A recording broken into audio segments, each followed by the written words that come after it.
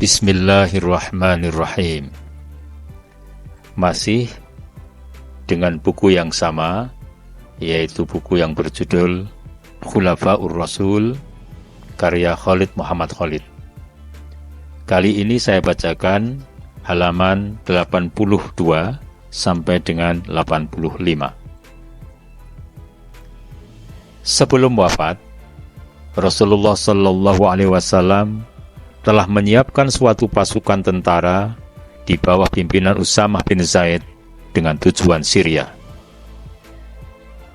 Di hari wafatnya, tentara itu sedang berkemah di suatu tempat sejauh 3 mil dari Madinah dan siap untuk berangkat. Tetapi keberangkatan itu terpaksa ditangguhkan karena wafatnya Rasulullah Shallallahu Alaihi Wasallam. Kemudian terjadi pertikaian mengenai pasukan tentara ini. Sebagian kaum muslimin yang dipimpin oleh Umar bin Khattab melihat bahwa pengiriman pasukan Usamah ke Syria merupakan suatu petualangan yang amat berbahaya, sebab kota Madinah sendiri sedang terancam oleh serangan orang-orang murtad. Menurut mereka, pasukan itu harus kembali ke Madinah untuk menghadapi serbuan yang tak disangka-sangka dari orang-orang yang ingkar. Bahkan Usamah sendiri sebagai panglima pasukan itu termasuk golongan yang menganut pendapat ini. Jika ditinjau dari logika semata, maka pendapat yang benar ialah pendapat yang dianut oleh Umar dan Usamah.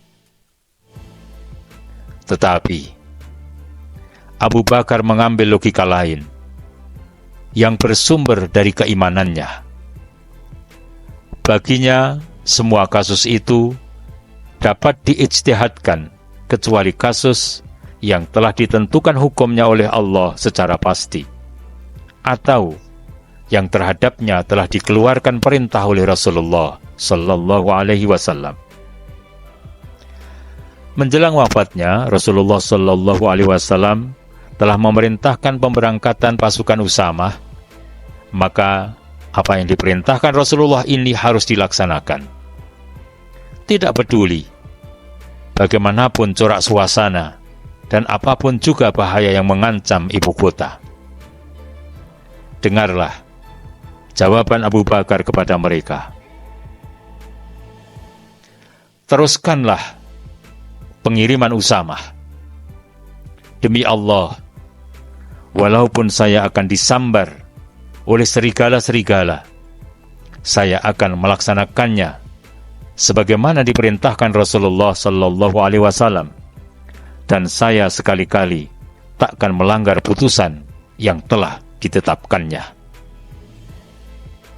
Tekad bulatnya itu tidak berarti Abu Bakar menyanggah pendapat pihak lain, sebab kasus ini merupakan suatu prinsip yang tak dapat digantungkan kepada perbandingan, yakni setelah Rasulullah Sallallahu Alaihi Wasallam mengeluarkan amar dan kata putusannya.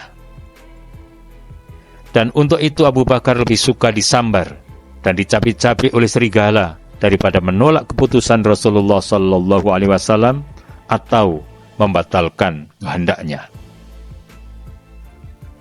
Sebagian kaum muslimin yang dipimpin oleh Umar bin Khattab kembali datang dan meminta kepada Abu Bakar agar orang yang akan diangkat sebagai panglima pasukan itu bukan Usamah, sebab ia seorang anak muda yang masih hijau, dengan pengalaman yang masih terbatas.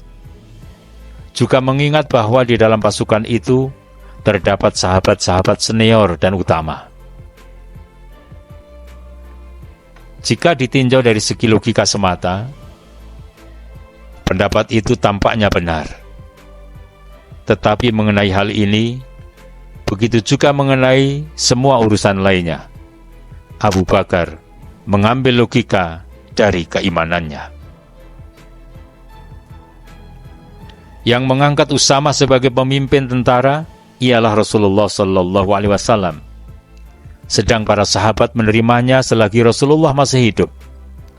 maka patutkah memecat seorang pemimpin yang diangkat Rasulullah?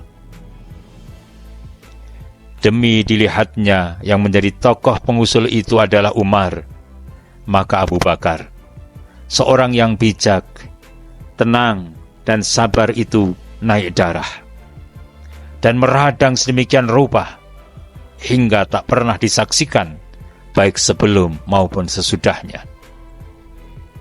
Dan marilah kita panggil saksi mata untuk melukiskan kepada kita jalan peristiwa tersebut. Abu Bakar melompat dari tempatnya, lalu memegang jenggot Umar seraya katanya, "Celaka engkau, hai anak Khattab. Patutkah kamu menyuruh saya untuk memecatnya, padahal Rasulullah SAW telah mengangkatnya?" Kemudian ia bangkit, dan dengan diiringi oleh Umar, ia pergi ke perkemahan mereka, yakni perkemahan tentara. Maka disuruhnya mereka bergerak atas berkah dari Allah. Bahkan ia ikut berjalan bersama-sama untuk melepaskan keberangkatan mereka. Dengan berjalan kaki, Khalifah pergi ke dekat Usamah yang sedang menunggang kudanya. Usamah merasa malu dan bermaksud hendak turun sambil mempersilahkan Khalifah Rasulullah untuk naik. Tapi Abu Bakar menahan dengan tangannya agar panglima itu tetap berada di atas kendaraannya, sambil katanya, "Demi Allah, kamu tidak boleh turun, dan saya takkan naik. Dan apa salahnya bila kaki saya berdebu agak sebentar demi di jalan Allah?" Demikianlah, bagi Abu Bakar, setiap urusan itu gampang, dan setiap yang sulit itu mudah, kecuali suatu urusan yang akan menyebabkannya menyimpang dari mentaati Allah dan Rasul-Nya, walau selebar jari sekalipun.